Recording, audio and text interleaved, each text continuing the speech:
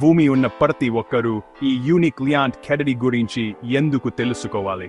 Hello పుష్వాములారా, ఒక ముఖ్యమైన విషయం. ఇప్పుడు ప్రతి భూమికి కూడా ఆధార్ కార్డు లాగానే ఒక ప్రత్యేకమైన యూనిక్ ల్యాండ్ కార్డు వస్తుంది. దీని వల్ల మీ భూమిని ట్రాక్ చేయడం మరియు మేనేజ్ చేయడం చాలా సులభం అవుతుంది. ముందుగా ఆన్లైన్లో భూమి రిజిస్ట్రేషన్ గురించి మాట్లాడుకుందాం.